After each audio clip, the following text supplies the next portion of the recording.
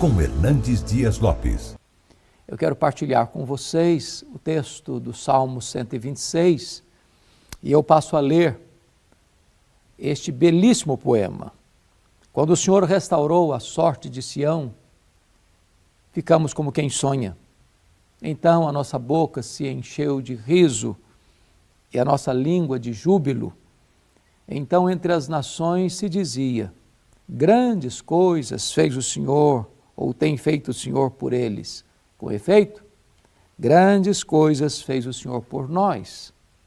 Por isso estamos alegres. Restaura, Senhor, a nossa sorte como as torrentes do Neguebe. Os que com lágrimas semeiam, com júbilo ceifarão. Quem sai andando e chorando enquanto semeia, voltará com júbilo, trazendo seus feixes. Esse salmo está dividido em 3 tempos bem definidos: passado, presente e futuro.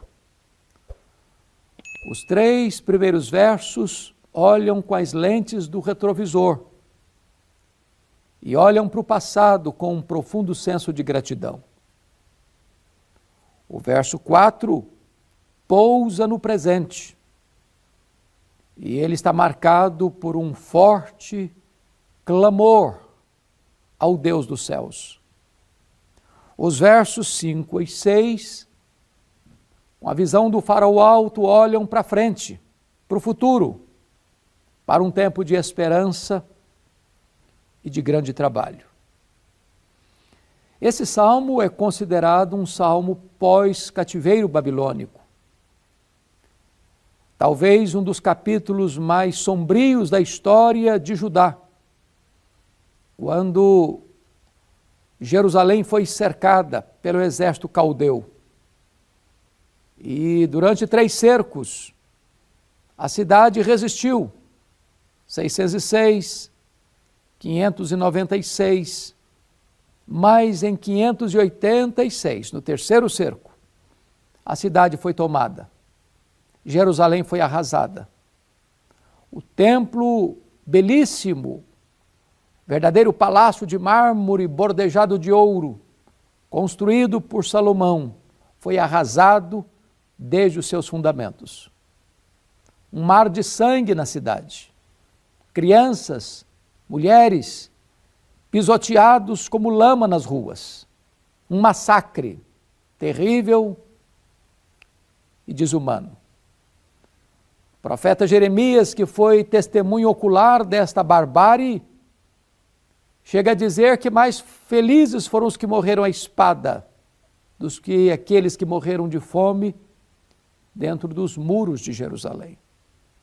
Muitos foram levados cativos para a Babilônia. E ali, às margens dos rios da Babilônia, aqueles judeus levados prisioneiros e cativos choravam, lembrando de Sião, dependurando suas harpas nos salgueiros. Foram 70 anos de amarga escravidão. Mas dentro da soberana providência divina, do plano eterno de Deus, depois desta disciplina severa, mas amorosa, Deus abre as portas da prisão. Deus traz de volta o seu povo à sua terra para dar continuidade ao seu projeto redentor. E este salmo retrata de maneira eloquente e singular este retorno, esta libertação, esta ação soberana da providência de Deus. E então o salmista está aqui rememorando o passado, deste momento da libertação, da restauração, do retorno. E ele começa olhando para o passado assim: quando o Senhor restaurou a sorte de Sião, ficamos como quem sonha. Foi algo maior do que o planejado e o desejado. Não foi a libertação uma ação humana. Não foi apenas um engenho humano de decisões políticas. Esta libertação, é atribuída a uma obra exclusiva de Deus, quando o Senhor restaurou a nossa sorte. Deus é o Deus que restaura a nossa sorte. Hoje nós não estamos mais na mesma realidade daqueles judeus de outrora, mas há muitas pressões, há muitas opressões, há muitos cativeiros, há muitas prisões invisíveis que oprimem, que massacram, que tiram lágrimas dos olhos, que trazem sombras para a alma. E o nosso Deus ainda continua fazendo maravilhas, restaurando a nossa sorte. O verso 2, ele diz que naquele momento da restauração, a nossa boca se encheu de riso e a nossa língua de júbilo. A intervenção de Deus traz alegria mesmo. As algemas são quebradas. O cativeiro é interrompido. A escravidão é encerrada. A liberdade raia no horizonte da nossa vida. E em vez de tristeza tem alegria. Em vez de choro tem júbilo. Em vez de escravidão tem liberdade. Em vez do cerco do inimigo tem as amplitudes da libertação de Deus. Em lugar da morte prevalece a vida. O texto prossegue e diz: então entre as nações se dizia, grandes coisas o Senhor tem feito por eles.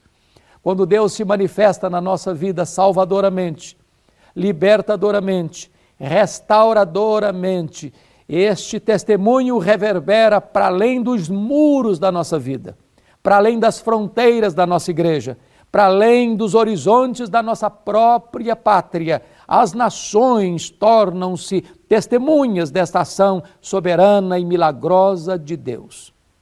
O verso 3 prossegue e diz: com efeito, grandes coisas fez o Senhor por nós, por isso estamos alegres. Agora é a reflexão, agora é parar para ponderar, para botar na ponta do lápis, para anotar, verificar o que Deus fez na nossa vida, na nossa família, na nossa igreja, na nossa história, na nossa nação.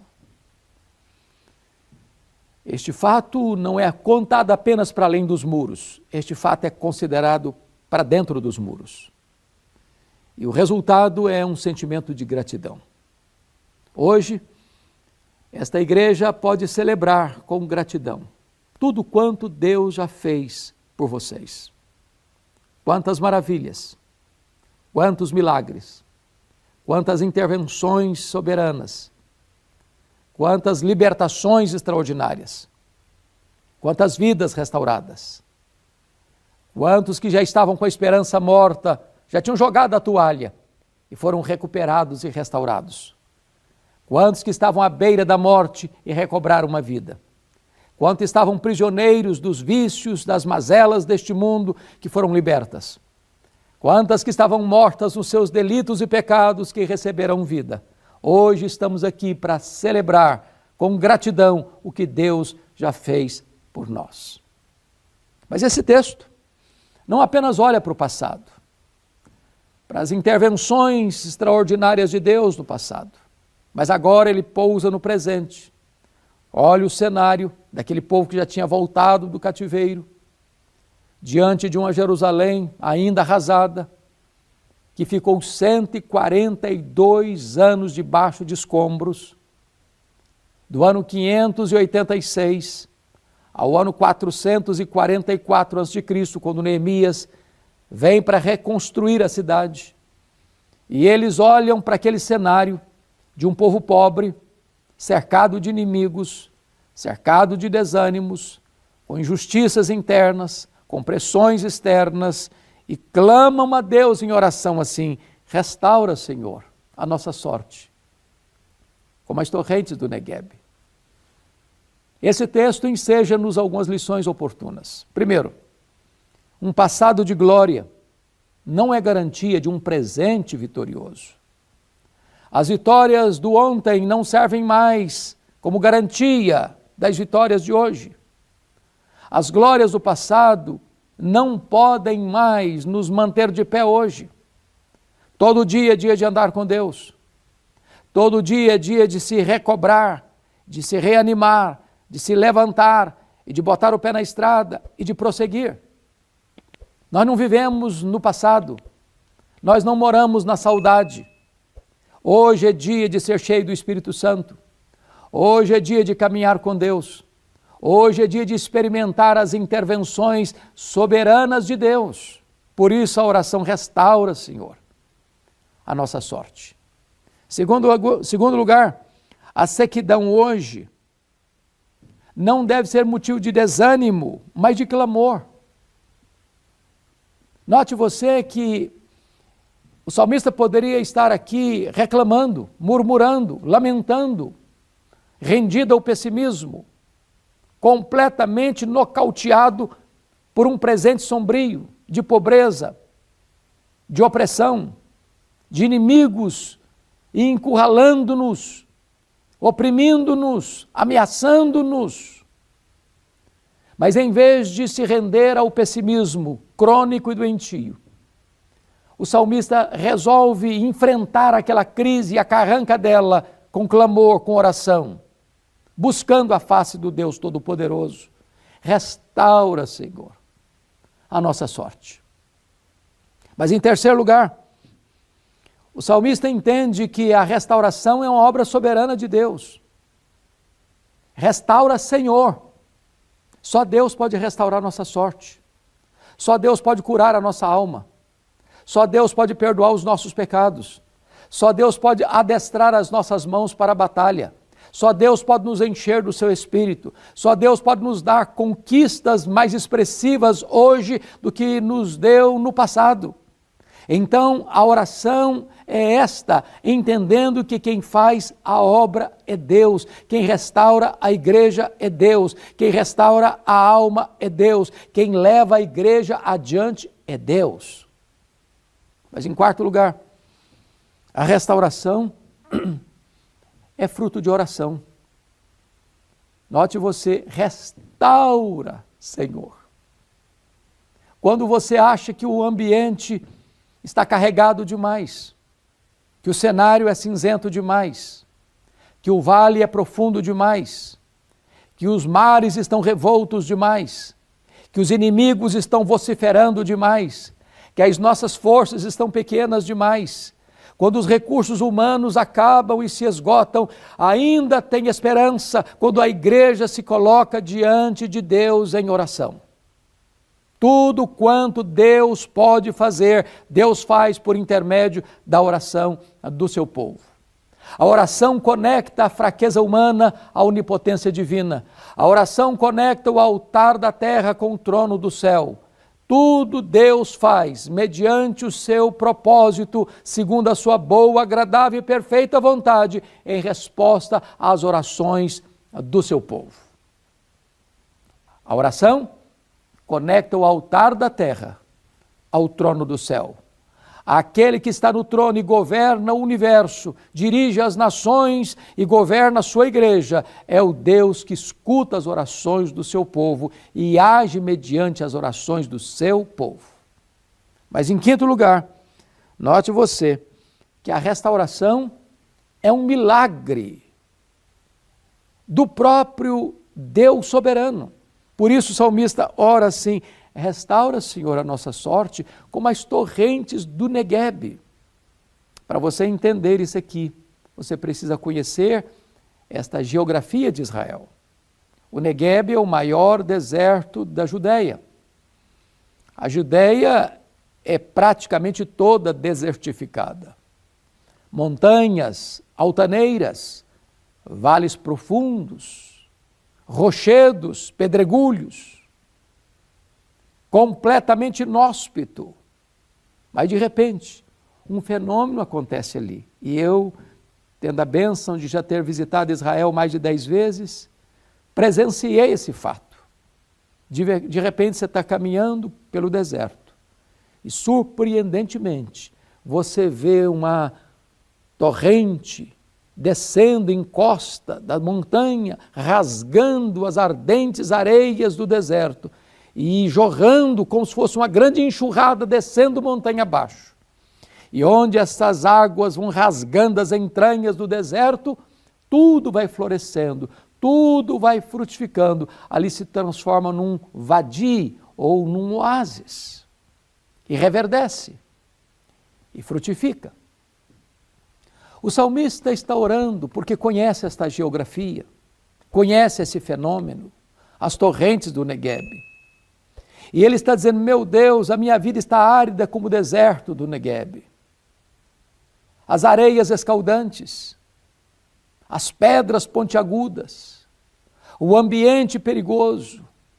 Então Deus faz jorrar no meu coração estas torrentes que descem, que refrescam, que restauram, que renovam, que trazem vida onde a morte está mostrando a sua carranca.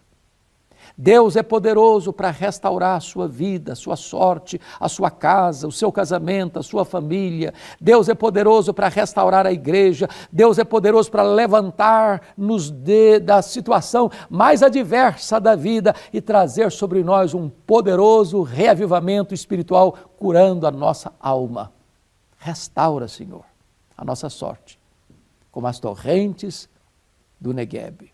Pois bem, já olhamos os versos 1 a 3, que é a visão do retrovisor, olhando para o passado com gratidão. Acabamos de olhar para o presente, trazendo aos céus o nosso clamor e a nossa oração por restauração. Agora, nos versos 5 e 6, o salmista olha para frente, olha para o futuro. E ele pensa em investimento, em trabalho, em ação, em semeadura. E ele diz assim, no verso de número 5, os que com lágrimas semeiam, com júbilo ceifarão. Meus amados irmãos, a igreja não pode contentar-se nem apenas com as vitórias do ontem, nem apenas com a restauração de hoje. A igreja precisa avançar. A igreja precisa crescer. A igreja precisa alargar as suas fronteiras. A igreja precisa ser uma videira frutífera junto à fonte que estende seus galhos para além dos muros. É preciso semear. Para que entendamos que as vitórias mais expressivas que já tivemos até hoje sejam medidas mínimas do que Deus há de fazer em nós e através de nós daqui para frente. Não há colheita sem semeadura. Não há crescimento da igreja sem pregação. A fé vem pelo ouvir e ouvir a palavra de Deus. A semeadura é necessária. A semeadura tem que ter senso de urgência. E o salmista é claro na sua expressão, os que com lágrimas semeiam. A semeadura é difícil. Às vezes o terreno é árido, às vezes o solo está duro. E quando o solo estiver duro, regue-o com as suas próprias lágrimas. A volta é com júbilo, a colheita é farta. Quem pouco semeia, pouco colhe, mas quem semeia com fartura, com abundância ceifará. E eu conclamo esta querida igreja a ser audaciosa, a ser ousada, a se levantar. E cada membro desta comunidade, salva pela graça, se levante como um semeador. Se levante para fazer a obra de Deus, entendendo que esta semente tem vida em si mesma, é a preciosa palavra de Deus. E ela, ao ser semeada, ela não volta para Deus vazia. Ao ser semeada, ela vai produzir os efeitos para os quais Deus a designou. Esta palavra é inspirada, esta palavra é inerrante, esta palavra é infalível, esta palavra é suficiente, esta palavra é viva, esta palavra é eficaz, esta palavra é poderosa, esta palavra é eterna. Então semeie esta palavra. Semeie esta palavra. Ainda que com dores, ainda que com lágrimas, ainda que debaixo de críticas, ainda que debaixo de perseguição, semeie esta palavra. Ela é poderosa, ela não pode ser destruída, ela não pode ser anulada, ela é a bigorna de Deus que quebra os martelos dos críticos. Semeie esta palavra, ainda que com choro, ainda que com o rosto banhado de lágrimas. E o verso final nos diz algo sublime. quando assim escreve o salmista: quem sai andando e chorando enquanto semeia.